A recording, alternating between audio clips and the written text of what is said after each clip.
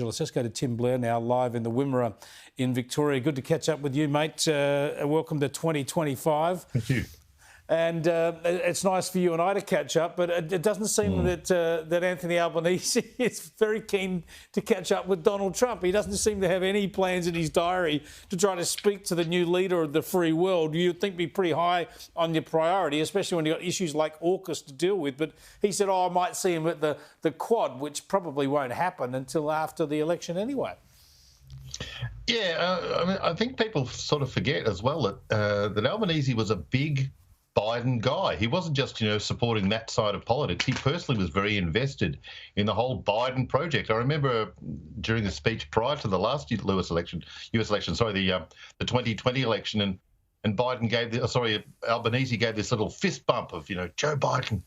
So he was all deep in with Joe and met him several times, as any photo library in any newspaper will tell you.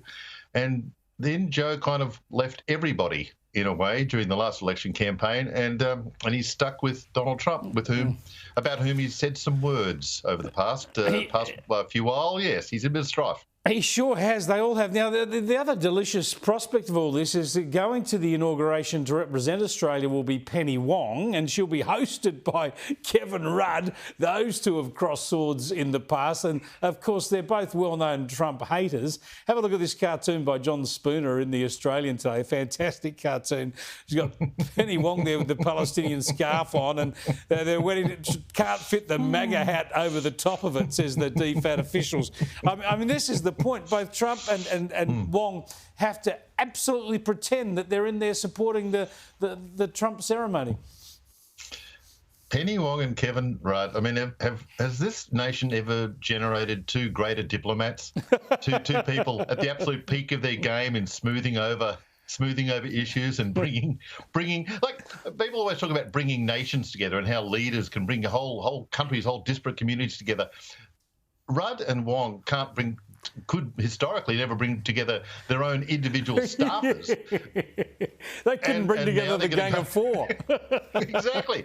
Like everything they do is factionalised and split and divided. So, I don't think this is going to be just an awkward situation. It could be much worse. We could be coming out of this subject to some unusual new Trump-themed trade divisions. Who knows with Kevin and Penny Wong involved. I'm looking forward to the moment where Kevin's sitting next to Penny in the stands at the inauguration and just calls her a splitter.